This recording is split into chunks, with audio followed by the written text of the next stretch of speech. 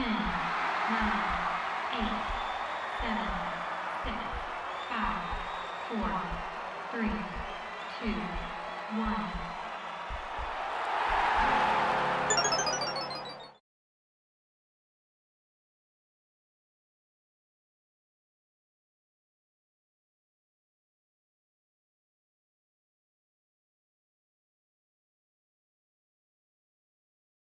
Of this Montreal Canadiens season for this to happen, but it has happened for the first time all year. The Montreal Canadiens have won consecutive games, and it comes at the expense of the New York Islanders in a shootout. The two colleagues I will have with me today to talk about this Montreal Canadiens victory, both from Habs Eyes on the Prize, both former colleagues of mine, but also still colleagues forever, essentially. Patrik Bexell coming in, and Scott Matla as well. Gentlemen, good to hear you and see your faces. And yeah, let's get to talking about this Montreal Canadiens victory. Pat, hey, what time is it? Can we just talk about Finland? No, you don't have to talk about Finland if you don't want. I feel like you're taking this a lot better than I thought you would. I said, I mean, like I went to Locked On Canadiens and I saw, I said Finland pre-tournament even. So I wasn't on the bandwagon. I just said they had the best coach ever or in the whole tournament. So it was as easy as that. Obviously referencing Finland winning the gold medal in men's hockey at the Olympics, which have since concluded. And you could always go back to the backlog of episodes of Game Over International hosted by our good buddy Andrew Berkshire and, of course, Tic Tac Tomar. But let's talk about this Montreal Canadiens game. Scott, to start with you here, give me your first initial takeaway, impressions, lay it all out, and then, Pat, you can follow after Scott. The Canadiens are playing fun hockey, and the whole thing about it is that if you're going to lose, at least lose with effort. And since Martin St. Louis has come in, we've seen this team. They played with effort but lost to Washington, but we could see the progress there. Then they lost a close one to Columbus. Then they lost to Buffalo, and then everything kind of clicked into place. They had a really strong game. They finally got Martin St. Louis' first win in overtime against St. Louis. And then in this game, we saw them play with pressure, play with pace. Cole Caufield looks like an entirely new player right now. And in overtime, they didn't sit back and kind of wait for an opening. They tried to make their own luck, and sometimes you get burned. But the effort's there. I know the Islanders probably had more shots, but at the end of the day, it feels a lot like this was a deserved win for the Canadiens. And it's not hard to feel good for a guy like Caufield getting a shootout goal, Rem Pitlick. And then Andrew Hammond, who hadn't won a game in 4 years, comes in and plays about as well as anyone could have hoped. It's good to have fun hockey to watch. They might not be great, but the games are fun. I think that's a stark change from the last time I was on Game Over after that 7-1 Devils loss, where we just didn't know what else to say about this team anymore. Pat, what about you? Yeah, no, I agree. I think it's clear, and you can see it almost from even from Sweden, that they're actually playing with a smile on their faces, and I think that is the most important thing. Everyone knows that the season is over more or less, but you can still enjoy that, and I think it's important that they come into summer feeling some kind of, feeling happy about hockey, because otherwise, it will be the same start as next year, and you need to get out of that backspin and downward spiral in a way. Mostly I'm impressed with Hammond, I have to say that. Fantastic game today, and I'm also very impressed with the painter with the helmet, to get a Canadiens helmet done in about a week. That's I mean, like, fair play to that guy, and obviously the delivery service as well. But fantastic game. We know what Hammond can do when he's on, but we also know what he can do when he's off. So yeah, it's good to see him on and getting that win and directly being part of that locker room. Yeah, we can get to the big picture stuff with regards to them winning and all of that, but just in the moment with that Islanders victory, I think they said on the broadcast too that Martin St. Louis' family was also in attendance at UBS Arena. and his wife was sitting away from the kids. Yeah, because she didn't want to have anything to do with the kids. Oh man, Martin St. Louis as interim head coach already has 2 victories as head coach of this team. And yes, it's still in the interim, but remember, he straight up said I'm not coming in to be a substitute teacher. Like, there's one specific thing I'll mention with MSL that I think is like the most glaring change I think I've seen with the Canadiens here. It's in overtime. Like the puck possession, the creativity, the freedom. Like when Martin St. Louis said, hey, I want my guys not to be boxed into systems and go off of reads. You know what's a perfect time to really see that play in action? Overtime, which 3-on-3 and the free skating and the open ice. Was there even a whistle in that overtime? No, there was not. It was 5. I mean, in some ways, I wish they went for 10. But on the other hand, I was like, can we get this going? Because it's like 11 o'clock here at night. And I have work here tomorrow. So yeah, we all do. Yeah. It's and that's the thing is, it's like they played to put the effort out there. And it's like, we saw different looks. We saw Ben Chiarot, which normally when Ben Chiarot gets out there in overtime, everyone rolls their eyes back because it's never good. And yet he was good. We saw Brett Kulak out there. We saw Pitlick. We saw Jake Evans. We saw more people. Caufield. Yeah. And then Hoffman was playing defense. He wouldn't have done that. I was about to say, Mike Hoffman, that play on the side, that's the best defensive play I've ever seen him do in his life. He made a breakup too through the neutral zone that I think he got a piece of it to knock it out, or it's a breakaway chance. And I'm like, where was this all season? And I understand that losing games, kind of deflates veterans, especially guys who are brought in to help win. And to see him come back and do that is truly an impressive thing there. Everyone seems to be pulling their weight. You'll be able to tell who isn't pulling their weight under Martin St. Louis' system here. You look at it. Caufield looks like a new player. Nick Suzuki looks great. Josh Anderson looks good.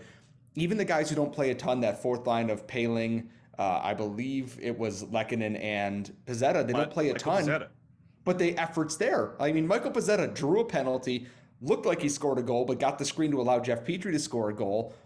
Everyone's pulling in the same direction, and I'm very curious to see how long it might take Martin St. Louis to match Dominique Ducharme's wins on the season, which I know for a team that is trying to tank out right now is probably not what people want to hear, but a good leader makes everyone fall in line and things just seem to be working. They're not going to win every game, especially ones like this, but it's good to know that they're not just going to go in and get blown over by a stiff breeze and that's the game after the first period. We have some updated Cole Caufield stats here on the Martin St. Louis, and it's from Nathan Gravitz on Twitter. 5 games, 4 goals, 1 shootout goal, 1 goal taken away, 1 assist, 58% goal for, and 1.9 expected goals a game, and 58% Corsi for. It's impressive. They're putting pucks on net. His expected goals is up. His expected goals against is down. It's really not hard to be really happy to see Caufield molding himself into the guy he should be, the guy people expected this year after the playoffs. And now we're seeing not maybe the peak of what he can be, but someone who's developing and turning into more of a player. He's responsible. He's creating chances. How do you not get excited about seeing this version of Cole Caufield again? Because it's the same one we saw in the playoffs last year. And it was the one we were expected to see this year. Yeah, there's a swagger to his game, and I think that's a huge, huge bonus. I want to throw out a question with regards to Cole Caufield. I was having this discussion with someone, I forget who it was, but a couple days ago. And they were trying to make the point that Cole Caufield might have actually, like the beginning of his turnaround, might not have necessarily been that first game under Martin St. Louis, but it might have actually been the game before in that 7-1 debacle against New Jersey. And the one thing I could think of is in that game is that he didn't score, but he got a lot of shots on net, or at least he got a lot of shots off. I don't know if you guys remember that game far back and remember how Cole Caufield played, but I don't know. Like I'm willing to at least entertain that idea, but I definitely think Martin St. Louis deserves a ton of credit for at least encouraging him to just continue to play a dynamic brand of hockey. But I am willing to entertain the thought that layoff from obviously being in COVID protocol and then returning to the lineup, maybe that also played a role. But yes, you guys are absolutely right. Cole Caufield absolutely has looked different since returning to the lineup. I think we went dark here for a second, but I hope we're all able to come back. I think we're back now. But all that to say, yeah, you guys are right with Cole Caufield and your assessments on it. Or at the very least, you give me a clap back if you feel that the idea that Cole Caufield didn't get his game back in that 7-1 game is just a false theory.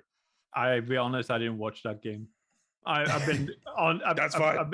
I've been on and off this team for since it started really this season. I don't know why. I was probably empty after the summer as well, just like the players. Okay. And I think that game against Detroit, New Jersey was a turning point for people on this team. It's one thing to lose.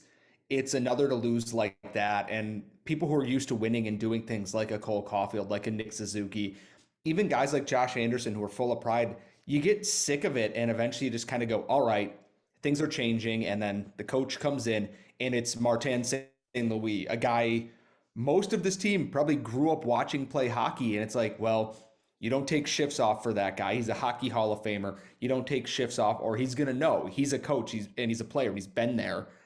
Everything just seems to kind of fall in line. That might have been that tipping point where we saw Caufield trying and then the game just went in the toilet because that's what games under Dominique Ducharme did.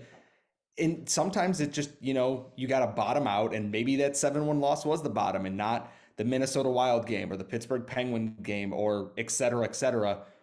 That was the bottom out, and they go, okay, we're up here. Everything is on the way up from here. And yeah, they lost some more games like we said, but now this team is doing what it needs to get wins and at least play hockey that makes sense. It's not just blindly flailing around. And it's such a relief to have watchable hockey out of everything, honestly. So just in case for people who have tuned in and don't know what the score is, I'm not sure if the score is out there. The Canadiens winners over the New York Islanders by a score of 3-2 in the shootout. For the first time all year, they win consecutive games. Michael Pezzetta, the first period, I thought he had himself a pretty decent first period. I was under the impression that goal stood as his. Scott, you're saying that goal actually went back to Jeff Petrie? The NHL credited it to Jeff Petrie, which, you know what, though? I still give Pezzetta credit. He got to where he needed to be, and it looked like it had hit him in the leg, but I guess it didn't. But I don't have, HD cameras in the goalposts or whatnot to be able to tell anyone that. So I'm happy Jeff Petrie scored. But he's been great, too. So everyone looks like a new player, honestly. Point streak for Jeff Petrie, but Pezzetta, it's a shame he didn't get credit for that, because he has a goal, I think, off his face. He would have had one off his leg. He would have found a way to have all these different body parts get goals. But what have you all thought of Michael Pezzetta to this point in the season? And the fact that, even though he's a fourth line guy, he doesn't score and produce every game, but he seems to be doing the little things that continue to endear him to certain fans of this team who have wanted to see someone. I'll be honest, mostly I've been thinking about my top 25 under 25 ranking when I see Michael Pezzetta.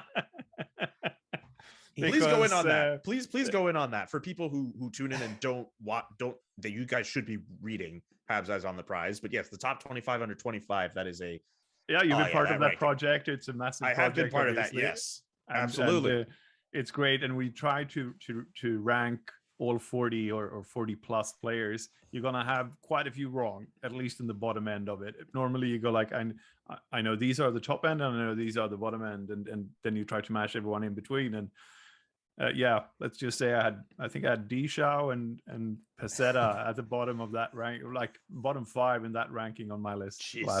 last year.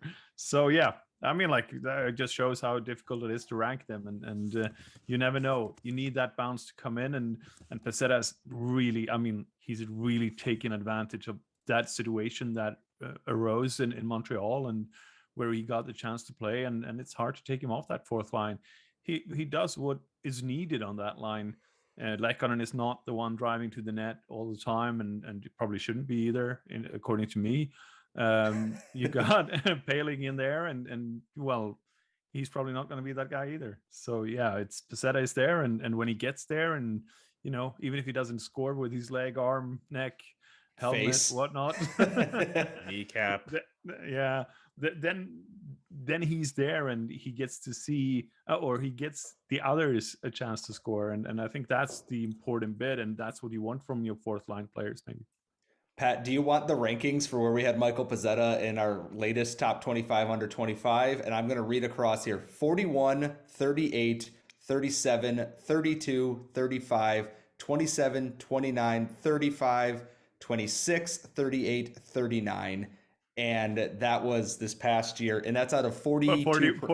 41 was me.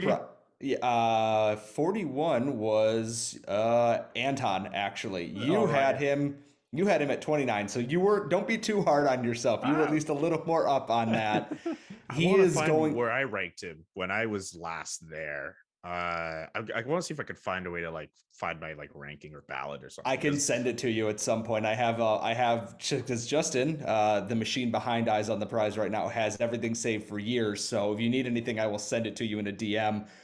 Okay. It is amazing that Michael Pezzetta is probably going to be one of the biggest risers this year, along with Joshua Waugh and Frederick Deschaux, as Patrik said. And as someone who's watched him in the AHL, being that I cover the Rocket pretty regularly, I never anticipated this kind of season from him. When he got called up, I had written in my season preview about AHL call-ups that if Michael Pezzetta is on recall, everything has gone off the rails and this team is a disaster. I was not wrong in that regard, but I'm impressed at the way he's endeared himself at the NHL level. Sometimes he bites off a little bit more than he can chew, trying to challenge Ryan Reeves, which all credit to him. He's tough as nails, but that's a very stupid thing to do. But when this team was bad, Michael Pezzetta was still trying, and there's an effort there that you can't help but appreciate. And a lot of people he reminds me of Ryan White, and I went, he reminds me of Ryan White, but somehow a little more contained. At the AHL level, he had a bit of a reckless streak, and in the NHL, I don't know if it's just that he doesn't want to be sent down or suspended and lose his spot, but he's honed that into a really nice, agitating, grinding fourth line role. And he's got 4 goals on the season.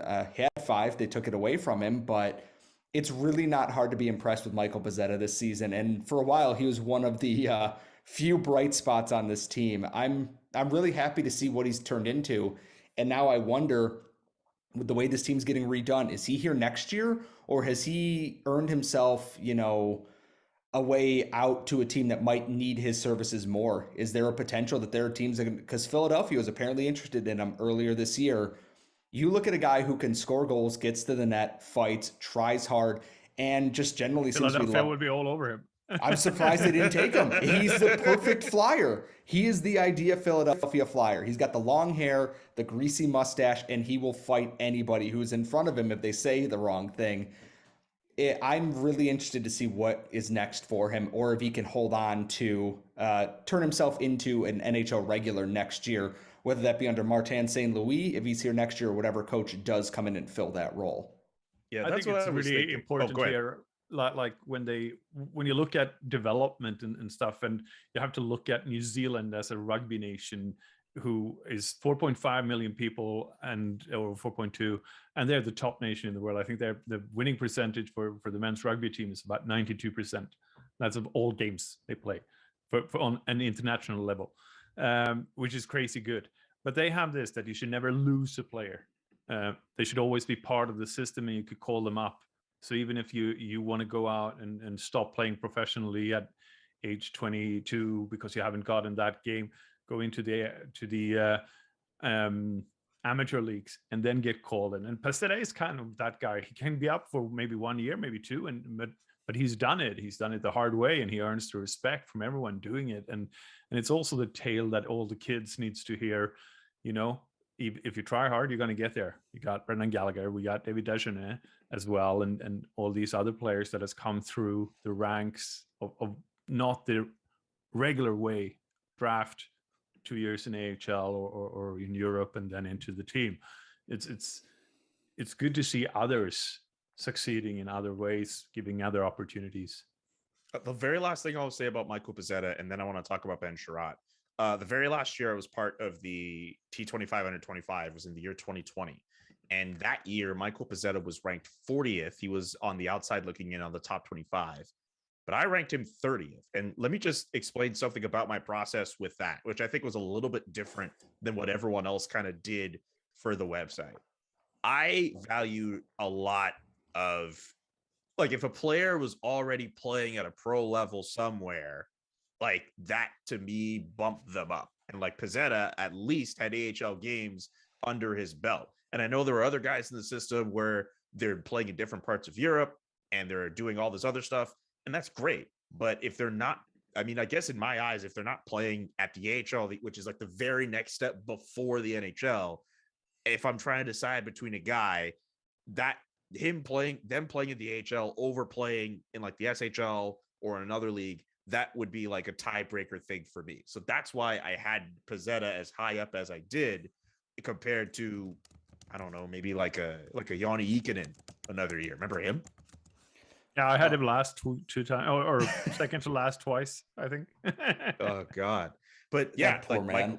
Michael Pezzetta is a story unique to the Montreal Canadiens this year for how he's played. I want to get to Ben Chiarot now. Oh, go ahead. I'll let you have the last thought. We'll go to Ben. Yeah, it's a good story, and Montreal needs good stories now. It's as easy as that. They absolutely do. But I want to talk about Ben Chiarot, who a lot of people feel is the next Montreal Canadiens player on his way out. He gets to play today. I thought he looked good in overtime, actually. I know Scott was saying that a lot of stuff could be expected to go wrong with Ben Chiarot, but I actually thought he looked pretty good in OT. And if he had scored a goal, that would have been an easy way. Or if he had just set up a play, because I think, was that him who, I'm trying to remember, was that him on the perimeter side who tried to set up Jake Evans for an OT or late? He did, and he shot one off the pads too. Like Ben Chiarot did, Ben Chiarot things. And I'm actually on Natural Stat Trick because the games are watchable, so I can look at the numbers here. And Ben Chiarot's numbers across the board while playing pretty heavy minutes are pretty good. So if you are a GM watching Ben Chiarot, hi Kyle Dubas, they're coming to Toronto tomorrow. You should trade for this big, large man because he just played a really good game against the New York Islanders, a team who's built for the playoffs. And Ben Chiarot knows how to win in the playoffs, well, at least in Montreal anyways. And I look at this and I go, I don't think he's as bad as this season has shown. I don't think he's as good as the playoffs showed last year. I think he falls somewhere in the middle there. And those are the guys that always get overpaid at the trade deadline there. And I really do think someone's going to trade for Ben Chiarot. They're going to pay probably too much for Ben Chiarot. And to me, that is no longer my problem when that happens. I will wish him well. It's not my problem anymore. When he is gone from the team. It wasn't really your problem before then either, but I mean, no, because here's the thing is when we watch in the playoffs, are you how many GM?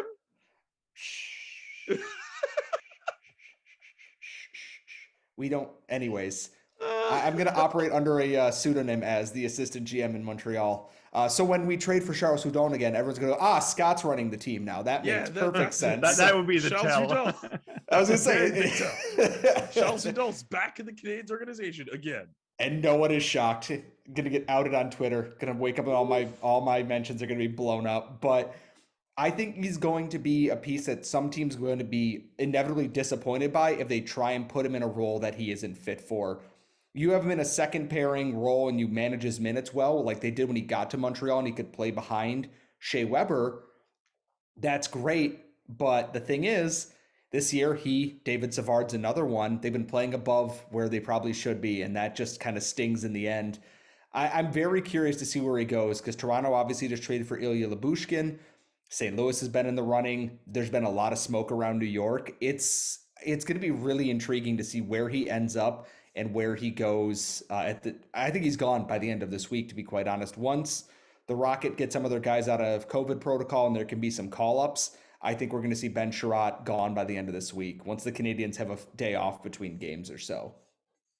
The other option would be Lekkonen leaving, unfortunately, but I think that's going to happen, and it could happen.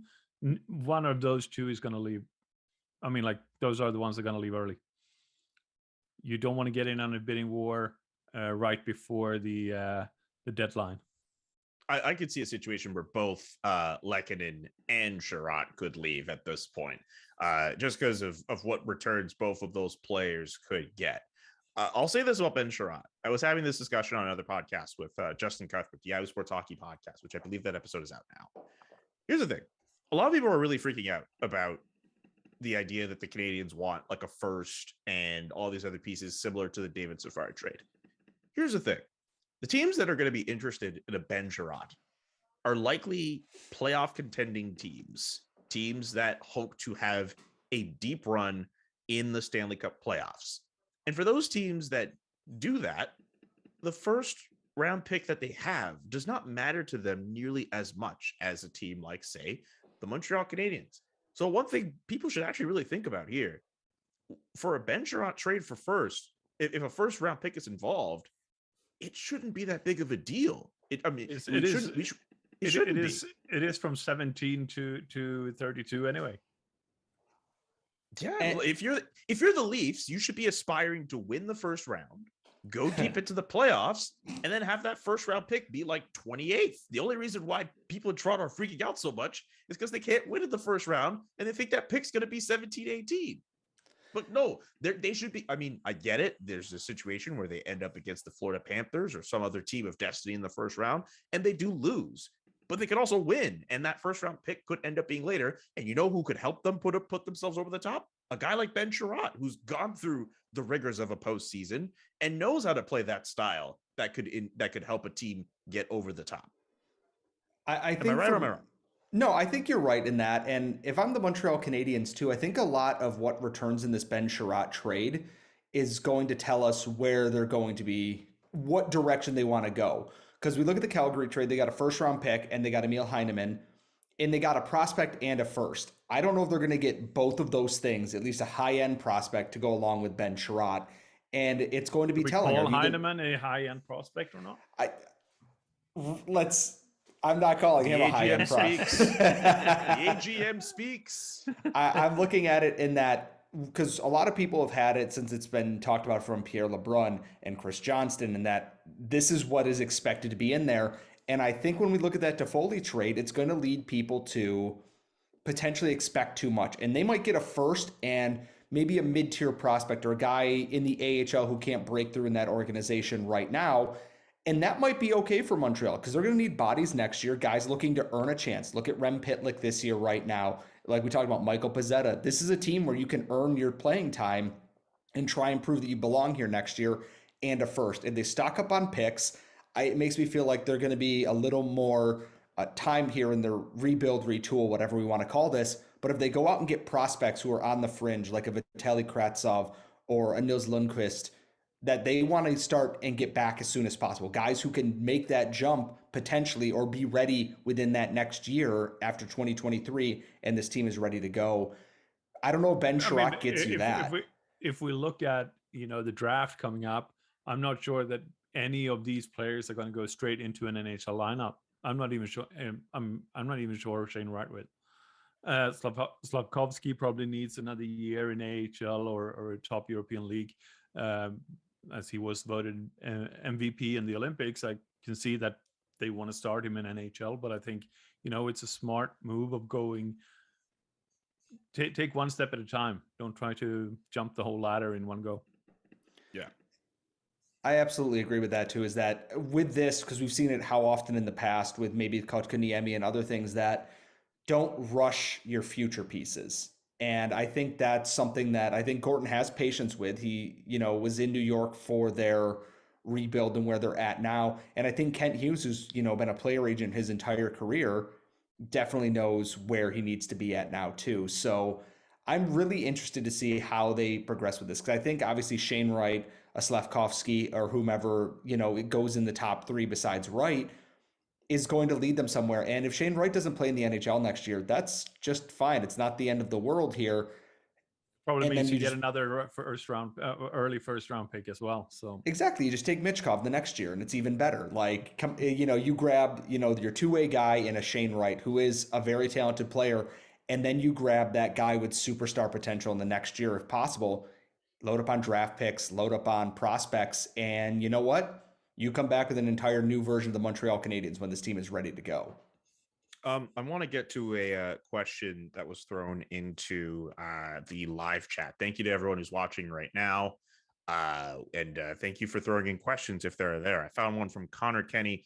What will Habs do with all of our goalies? Does Alan Montembeault and the Hamburglar get traded around the deadline? All right. So since the AHL is my realm of expertise here, my thought is that it all depends on Carey Price. If Carey Price is done for the season, which it looks more and more like he is, you hold on to Jake Allen this year. and you'll see if someone maybe wants a Samuel Montembeault and you keep someone like Andrew Hammond, or you run Allen, Montembeault, you have Hammond, you have Primo, and then you have McNiven and you have Kevin Poulin. There's actual depth. It's just that most of it is injured right now. And in Laval, Caden Primo is currently pitching a pretty strong game against the Amherst in Rochester. Michael McNiven is likely playing tomorrow in Toronto for Family Day. And then Kevin Poulin, when both of these guys were up in the NHL and injured, was a massive backstop for them. The depth is there, and it makes me feel like Allen's going to get held onto right now because he's a solid goalie. He did a lot the past 2 years to try and help carry this team to whatever respectability they could get. And we don't know what's going on with Carey Price. They say that he's doing off-ice workouts, that he's not skating right now, and that might be part of the plan. But if you're a Habs fan, you can't help but be nervous and kind of want that reassurance that, hey, this is going to be fine. And I think come trade deadline, it might just be like, he's done for the year. We're shutting it down. He'll be back for, the off season. Jake Allen is scheduled to come off the IR within the next week or so, I believe. And then we'll see what's up from there, because Montembeault, playing through an injury, has done about as well as he could. Hammond's played one game, and it was about as good as we could have expected there. And Caden Primo's not ready yet, and we saw that. And let him stay in the AHL. It's going to be really interesting to see what they do, because they do have a lot of goalies. Only three that are signed beyond this year, because I believe Caden Primo has one more year on his entry-level contract left. And then you have just Allen and Price. I don't think Andrew Hammond will come back, and Montembeault might. Who knows? It's nice to have options now after getting down to we were in e-bug territory for a couple of games there, and that was a scary, scary time to be a Canadiens fan. Pat, what about you? What do you think of the stable of goaltenders and which guys could move? I mean, it also depends a little bit, and that's the only thing that Scott doesn't take up in his excellent review of the 6 goalies, but it's also like it depends on what are you going to do next year. We know that, or we don't know, but it's confirmed more or less, 99% sure that Disho is staying in Sweden with Frölunda next year. It is also Dobish and Verbitek is coming up, where they're going to play Trois-Rivières. I mean, you have a lot of guys coming up from underneath as well. You don't have to make that decision come trade deadline, but on the other hand, the season is over. If you can get a 4th round pick, you take it. Let's go home, everybody. The season's over. 850 of the year. The Canadiens have won consecutive games. It will not get better than this, according to Patrik Bexell in Sweden. To be fair, he's not totally wrong. It might not get better than this. Fine. We don't know. We haven't won back-to-back games all year. It currently does not get actually any better than this season right now. No. Who are we playing next? Toronto tomorrow. Family. We're not going to win. Oh, baby. In Toronto. I don't know why I thought it was in Montreal. That was, I think I just kind of looked at the schedule wrong. It's been a tough last few years. It is that European thing where you guys have and we have the home team first. It probably messes with your heads when you watch the Premier League as well. Especially as a and funny enough, both Scott and I are both fans of Premier League teams, so we are capable, more than capable, of making the adjustments when it comes to home team being shown first in Europe compared to what it is in North America. Any final thoughts on the games today? Sorry. Any final thoughts on the Islanders Canadiens game before we wrap up? I think my thought is really the players are looking like they're having fun again, and I think that is the main thing going forward. They need to do that. Then we're going to get some bonus wins because they're just happy, and that is all down to Martin St. Louis. I think my thought is I like wins. Wins are fun. They make for much more fun post-game reactions and post-game shows, which I'll be doing after this one is over with too. It's nice to have positive things to actually look at and not just, Montembeault got 60 pucks directed at him and he stopped 57 of them and they still lost. Like, it's nice to have actual things to build on and to see things that are heading in a positive direction. I mean, they might get smoked tomorrow, but you know what? It's not going to take away from what Martin St. Louis done already. So I really enjoyed this. I really like seeing Cole Caufield go ice in his veins, 5-hole in the shootout. It was a lot of fun. It's been fun watching Canadiens hockey again, and I haven't been able to say that in, oh God, almost since the summer. I think at this point, it's been fun to watch the team play again. Yeah, it's been about like 7-8 months, I think, since you can say that. It's been we get farther and farther away from that 2021 summer where the Montreal Canadiens were playing in the Stanley Cup final against the Tampa Bay Lightning against all odds. Very strange. Never forget it was 3-1. It was 3-1. Wow. It's just until the playoffs start, the Canadiens are still Western Conference champions, and I'm going to continue to gloat about that for as long as I can because I have nothing else this season to cheer for. They won a trophy last year they never won before, right? And then they're going to win the draft lottery. They're going to finally win the last thing they've never won, and that's the draft lottery. It's going to be awesome. Yeah. Are you guys coming up for the draft? Are you coming to Montreal for the draft? Unless they move it, absolutely. I have a Mapule poutine and a Schwartz's smoked meat with my name on it. So, all right, Pat, you got to come through. I mean, like, I'll be honest. My better half and me, I said we're gonna get married in Montreal, but we're not sure we're gonna be able to do it at the draft. Hey, I am more than happy to crash the wedding when it eventually happens. I think the plan is to have it at a bar somewhere so plenty of people can crash it. Even better. I don't even need. Yeah, even better. We'll just like go to Peel Pub or whatever establishment you'd like to have for your wedding to your beautiful bride. All right. We'll see how that goes. But gentlemen, thank you very much for hanging out with yours truly on this Sunday afternoon. A winning one for the Montreal Canadiens, a 3-2 shootout victory over the New York Islanders. The first time all year the Montreal Canadiens have won consecutive games. You can check out both Pat and Scott's work at Habs Eyes on the Prize, a website from SB Nation. Scott also has a podcast he does with Laura Saba called Locked On Canadiens. Sorry, I pronounced it the American way, which I find is really stupid. Locked On Canadiens? Like, really, guys? How are you going to sass me like this as a guest on your show, sir? Canadiens. Locked On. It's Canadiens. Look, I'm trying my best. We all are. We all are in these trying times.